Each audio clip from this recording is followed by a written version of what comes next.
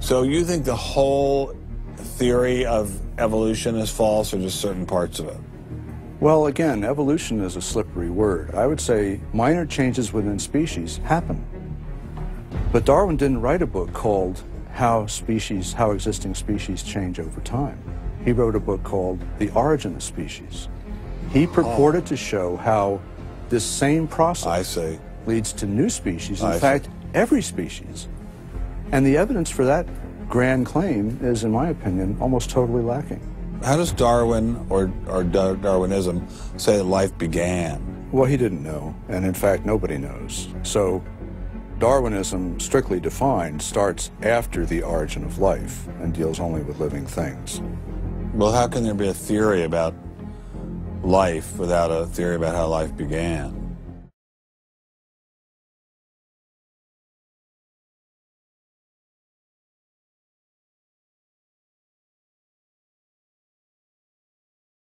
Well, Darwin assumed that the increase in information comes from natural selection. But natural selection reduces genetic information, and we know this from all the genetic population studies that we have. And where does the new genetic information going to come from? Well, that's the big question.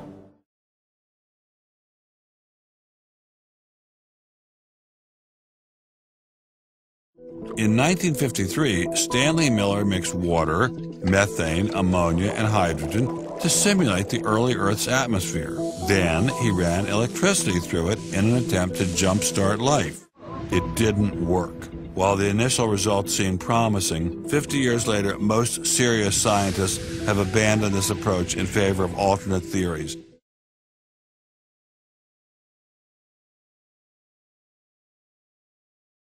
What were the chances of life arising on its own? It's been speculated that probably there would have to be a minimum of about 250 proteins to provide a minimal life function. If that's really true, then I think it's almost inconceivable that life could have happened in some simple step-by-step way. Okay, so the simplest form of life requires at least 250 proteins to function. We're talking about something that's staggeringly improbable, roughly 1 in a trillion. Let all of life choose a million, a trillion. The number is essentially zero. Something has to skew nature to choose the ones that work. So, in the game of life, it looks as if the house always wins.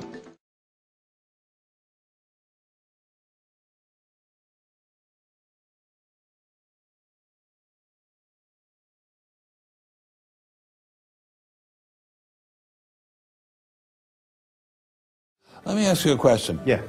Darwin wrote The Origin of Species in 1859, published it in 1859. He had an idea of the cell as being quite simple, correct? Yeah, everybody did. Okay. If he thought of the cell as being a Buick, what is the cell now in terms of its complexity by comparison? A galaxy. If Darwin thought a cell was, say, a mud hut, what do we now know that a cell is? More complicated than a Saturn V. So what is in a cell as far as we know now? A world that Darwin never could have imagined.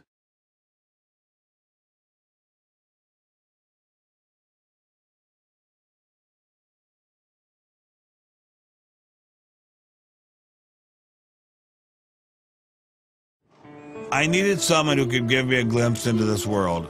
So we went to molecular biologist Doug Axe. Think of a cell as being a nanofactory, a factory where, on a very small scale, digital instructions are being used to make the components of the factory.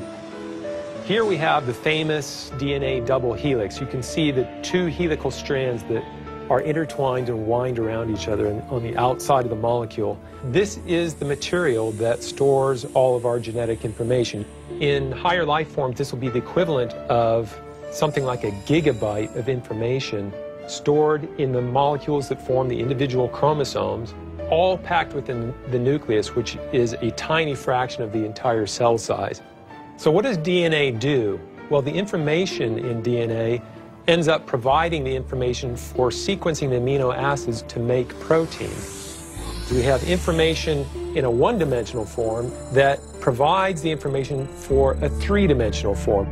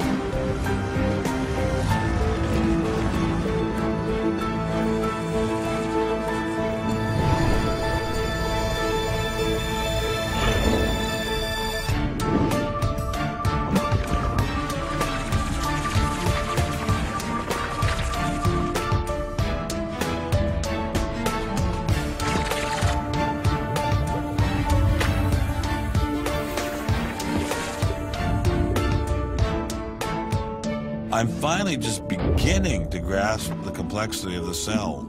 Are there systems within the cell that go well beyond Darwinian evolution? Some type of cellular technology that drives adaptation, replication, quality control, and repair? What if these new mechanisms have massive design implications? Well, I say, so be it.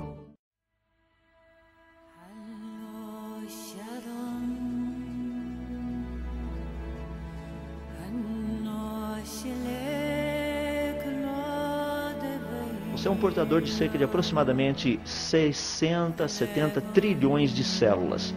Em cada uma das suas células você tem um sistema como esse. DNA gerenciando RNA. RNA produzindo proteína. Proteína produzida fazendo DNA. DNA gerenciando RNA. RNA produzindo proteína. Proteína fazendo DNA. É um ciclo. Não dá para quebrar. Se uma parte não estiver presente, o resto não acontece. Nós viemos de uma única e mesma mulher, a ciência sabe disso. Estudos do DNA mitocondrial mostram que todos viemos de uma única e mesma mulher. Nós sabemos que essa Eva mitocondrial viveu entre 6.000 a 6.500 anos atrás.